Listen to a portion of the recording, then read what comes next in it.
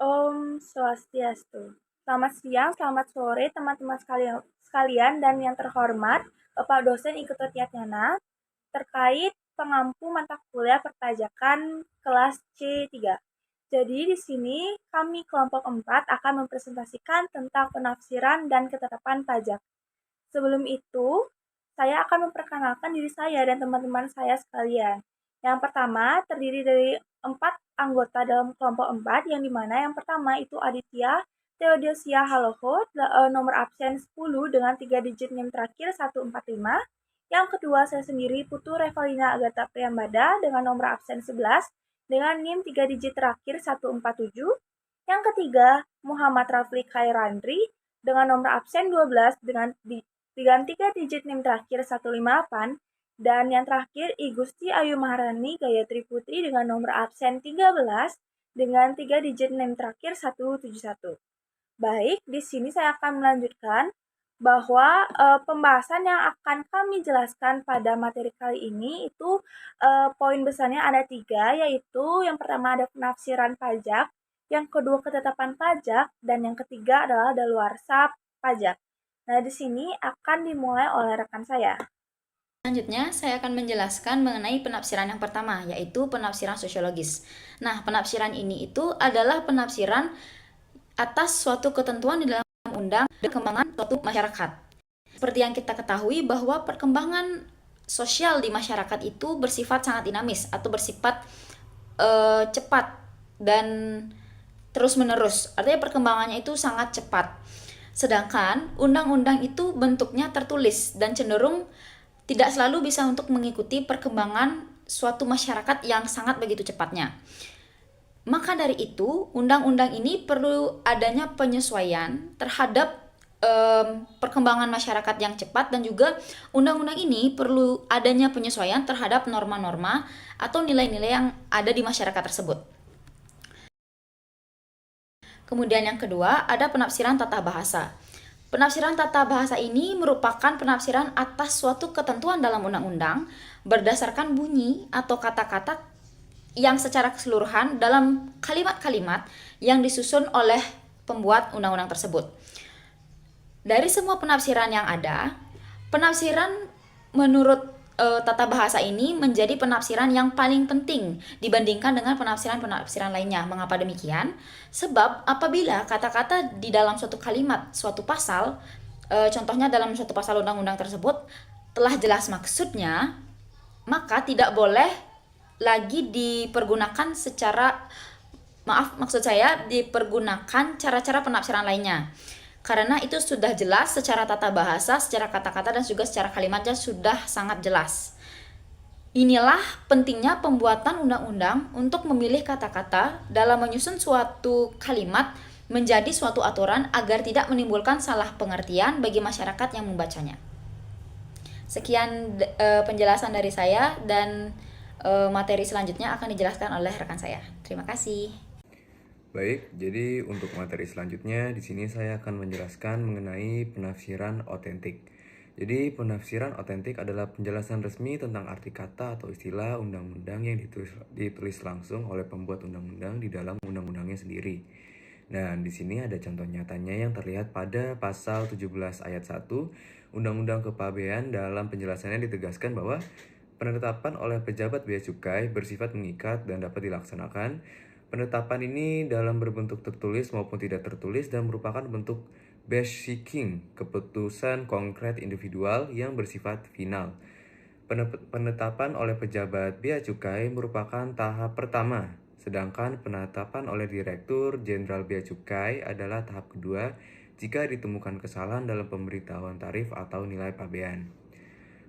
Ini adalah ciri-ciri penafsiran otentik, yaitu dibuat oleh pembentuk undang-undang, kemudian tercantum dalam batang tubuh undang-undang, kemudian bersifat resmi dan mengikat. Selanjutnya saya akan menjelaskan mengenai penafsiran analogi. Jadi penafsiran analogi ini adalah cara menafsirkan hukum dengan mengibaratkan suatu peristiwa yang tidak disebut secara langsung dalam undang-undang, tetapi memiliki kemiripan dengan peristiwa yang sudah diatur. Kemudian penafsiran analogi ini tidak dapat berlaku dalam hukum pajak karena dapat merugikan wajib pajak dan tidak adanya kepastian hukum. Contoh penafsiran analogi sendiri yaitu misalnya dalam suatu peraturan hanya disebutkan bahwa pajak dikenakan atas penjualan barang. Lalu karena ada peristiwa hibah barang atau pemberian barang secara cuma-cuma dan dianggap mirip dengan penjualan, karena barang berpindah tangan, maka hibah itu juga akan dikenakan dengan pajak. Untuk materi selanjutnya akan dijelaskan oleh rekan saya. Baik, saya akan melanjutkan pemaparan materi. Poin berikutnya yaitu penafsiran sistematik. Penafsiran sistematik adalah penafsiran dengan menghubungkan suatu pasal dengan pasal yang lain dalam satu undang-undang yang sama, atau mengaitkannya dengan pasal-pasal undang-undang yang lain. Penafsiran ini memperhatikan peraturan-peraturan lain yang terkait dan masih berhubungan. Hukum perpajakan yang terdiri dari undang-undang sampai dengan keputusan Dirjen Pajak sebenarnya merupakan satu kesatuan yang saling berhubungan secara logis, sehingga penafsirannya harus dikaitkan antara peraturan yang satu dengan peraturan yang lainnya. Sebagai contoh, kata makar. Makar sendiri memiliki arti kejahatan terhadap keamanan negara. Nah, kata makar yang tercantum pada pasal 87 KUHP dapat dijadikan sebagai dasar bagi pasal 104 sampai dengan 108, 130 dan 140 KUHP yang mengatur tentang makar pula. Selanjutnya ada penafsiran a contrario. Penafsiran a contrario yaitu suatu ketentuan dalam undang-undang yang didasarkan pada perlawanan pengertian antara soal yang dihadapkan dan soal yang diatur dalam suatu pasal undang-undang. Berdasarkan perlawanan pengertian itu, maka dapat ditarik kesimpulan bahwa soal yang dihadapi itu tidak diatur dalam pasal undang-undangnya, atau dengan kata lain, soal yang sedang dihadapi itu di luar ketentuan pasal suatu undang-undang. Nah, seperti halnya dengan penafsiran yang sudah dijelaskan terlebih dahulu, seperti penafsiran analogis, penafsiran a contrario di dalam hukum pajak juga tidak diperbolehkan karena akan merugikan sang wajib pajak dan dapat menimbulkan ketidakpastian dalam hukum yang sudah jelas mengaturnya. Nah, sekarang kita masuk kepada bagian penafsiran historis. Terkadang suatu peraturan tidak dapat dipahami dengan jelas atau justru menimbulkan kerancuan, sehingga dibutuhkan suatu metode atau upaya penafsiran untuk menembus ketidakjelasan tersebut. Nah, ketidakjelasan ini dapat muncul karena adanya kesenjangan antara norma hukum yang tertulis dengan kesadaran hukum yang berkembang dalam masyarakat. Jadi, penafsiran historis adalah penafsiran atas suatu undang-undang dengan melihat pada sejarah dibuatnya suatu undang-undang. Untuk dapat memahami penafsiran historis ini, tentu hanya dapat diketahui dari dokumen-dokumen rapat pada waktu dibuatnya undang-undang. Misalnya, dokumen rapat para pembuat undang-undang, dokumen rapat pembahasan antara pemerintah dengan DPR, dan dokumen surat-surat lainnya yang dibuat secara resmi baik dari pemerintah maupun pemerintah dengan DPR. Nah, dengan menggunakan penafsiran ini, dapat diketahui maksud dari pembuat undang-undang atas isi dari suatu undang-undang. Nah, jadi di penafsiran historikal ini mencakup beberapa konteks, yaitu yang pertama itu ada penafsiran sejarah undang-undang. Nah, penafsiran ini dilakukan dengan menggali makna historis dari proses penyusunan suatu undang-undang. Nah, jadi tujuannya adalah untuk memahami maksud atau kehendak pembentuk undang-undang pada saat peraturan tersebut dirancang. Penafsiran ini dilakukan melalui penelusuran berbagai dokumen penting seperti risalah-risalah pembahasan, naskah akademi, dan lainnya. Yang kedua, itu ada penafsiran sejarah hukum. Nah, penafsiran sejarah hukum ini menekankan pada pemahaman terhadap konteks hukum pada masa lampau yang berkaitan dengan peraturan yang sedang ditafsirkan. Dalam hal ini, penafsir mengacu pada pendapat para pakar hukum terdahulu atau peraturan-peraturan lama yang masih memiliki relevan di peraturan masa kini. Nah, mengingat hukum bersifat dinamis dan berkembang sesuai dengan perubahan masyarakat, maka makna suatu kata atau ketentuan dalam hukum positif saat ini dapat berbeda dengan makna pada saat peraturan tersebut diterapkan. Oleh karena itu, pemahaman terhadap kondisi sosial dan politik pada masa lalu sangat penting juga dalam penafsiran ini. Nah, yang terakhir itu ada penafsiran sejarah sosial. yang dimana penafsiran ini berfokus pada nilai-nilai sosial dan kondisi masyarakat yang melatar belakangi lahirnya suatu ketentuan peraturan perundang-undangan.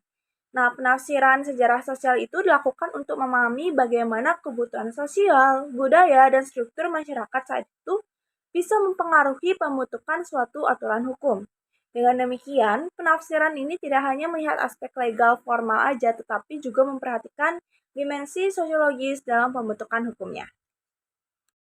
Nah, di sini kita akan melanjutkan pembahasan tentang macam-macam ketetapan pajak. Dalam pemenuhan kewajiban perpajakan di Indonesia itu menganut prinsip self-assessment system yang berarti bahwa para wajib pajak diberikan kewenangan untuk menghitung, memperhitungkan, membayar sendiri, dan melaporkan pajak yang terutang sesuai ketentuan peraturan perundang-undangan perpajakan yang sedang berlaku. Sehingga penentuan besarnya pajak yang terutang dipercayakan pada wajib pajak sendiri melalui surat pemberitahuan yang disampaikan. Nah, jadi penerbitan surat ketetapan pajak hanya terbatas kepada wajib pajak tertentu yang disebabkan oleh ketidakbenaran dalam pengisian SPT atau karena ditemukannya data fiskal yang tidak dilaporkan oleh wajib pajak. Nah, di sini ada beberapa fungsi surat ketetapan pajak bagi para wajib pajak ataupun subjek objek pajak, itu diantaranya yang pertama, itu sebagai sarana untuk melakukan koreksi jumlah pajak yang terhutang menurut SPT wajib pajak yang nyata-nyata atau berdasarkan hasil pemeriksaan tidak memenuhi kewajiban formal dan atau kewajiban material dalam memenuhi ketentuan perpajakan. Yang kedua, itu sebagai sarana untuk mengenakan sanksi administrasi perpajakan. Yang ketiga, sebagai sarana administrasi untuk melakukan penagihan pajak. Yang keempat, sarana untuk mengembalikan kelebihan pajak dalam hal yang lebih bayar. Dan yang terakhir itu sebagai sarana untuk memberitahukan jumlah pajak yang terhutang bagi wajib pajak. Nah, di sini juga saya ada beberapa contoh jenis-jenis surat ketetapan pajak. Yang dimana itu ada beberapa jenis-jenis surat ketetapan pajak, diantaranya itu ada surat ketetapan pajak kurang bayar atau SKPKB. Nah, SKPKB ini adalah surat ketetapan pajak yang menentukan besarnya jumlah pokok pajak, jumlah kredit pajak, jumlah kekurang pembayaran pokok pajak, besarnya sanksi administrasi, dan jumlah yang masih harus dibayar. Yang kedua, ada surat ketetapan pajak kurang bayar tambahan yang bisa disingkat SKPKBT. Nah, SKPKBT ini adalah surat ketetapan pajak yang menentukan tambahan atas jumlah pajak yang telah ditetapkan sebelumnya. Yang ketiga, itu ada surat ketetapan pajak lebih bayar atau SKPLB. Nah, SKPLB ini adalah surat ketetapan pajak yang menentukan jumlah kelebihan pembayaran pajak karena jumlah kredit pajak lebih besar daripada pajak yang terutang atau tidak seharusnya terutang. Nah, yang terakhir ada surat ketetapan pajak nihil atau SKPN. Nah, jadi SKPN ini adalah surat ketetapan pajak yang menentukan jumlah pokok pajak sama besarnya dengan jumlah kredit pajak atau pajak tidak terutang dan tidak ada kredit pajaknya. Nah, yang terakhir kita akan masuk ke tahap pembahasan dari daluarsa penetapan. Apa sih itu daluarsa penetapan? Nah, jadi daluarsa penetapan dalam perpajakan artinya adalah batas waktu dari otoritas pajak atau DJP boleh menetapkan atau menagih pajak kepada pihak wajib pajak ataupun masyarakat.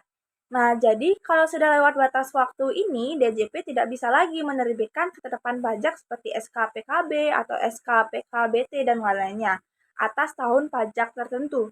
Nah, daluarsa penetapan ini merupakan suatu batasan waktu yang ditentukan undang-undang untuk dapat menerbitkan ketetapan pajak atas utang pajaknya lain agar wajib pajak ini memperoleh hukum atas utang pajaknya. Nah, di sini ada peraturan dari daluarsa penetapan itu yaitu pada pasal 13 Undang-Undang KUP yang menetapkan daluarsa penetapan pajak adalah selama 10 tahun. Artinya, Direktorat Jenderal Pajak atau DJP ini diberikan batas waktu sampai dengan 10 tahun sesudah saat terutangnya pajak untuk menerbitkan SKPKB. Nah, apabila dalam waktu 10 tahun itu si Fiskus atau si DJP tidak memberikan SKPKB, Maka penerbit dari SKPKB itu setelah lewat batas daluarsa penetapan tidak dapat lagi dilakukan dan atas hutang pajak wajib pajak menjadi daluarsa. Namun, Fiskus masih tetap dapat menerbitkan SKPKB sekalipun jangka waktu 10 tahun yang telah lewat itu, yaitu apabila wajib pajak setelah jangka waktu 10 tahun tersebut dipidana karena melakukan tindak pidana di bidang perpajakan berdasarkan putusan pengadilan yang telah memperoleh kekuatan hukum tetap. Nah, jadi jika sudah lewat dalam waktu 10 tahun, di sini Fiskus atau DJP sendiri itu bisa melakukan pidana di bidang perpajakan sesuai dengan peraturan pengadilan atau keputusan pengadilan. Baik teman-teman sekalian, jika teman-teman sekalian memiliki pertanyaan akan dilanjutkan pada sesi diskusi pada WA Group pada hari ini. Untuk itu, sebelumnya saya akan mengakhiri video presentasi kali ini. Saya memohon maaf jika saya dan teman-teman saya ada kesalahan kata, baik sengaja maupun tidak sengaja. Untuk itu, saya tutup dengan Parama Santi, Om Santi, Santi, Santi, Om.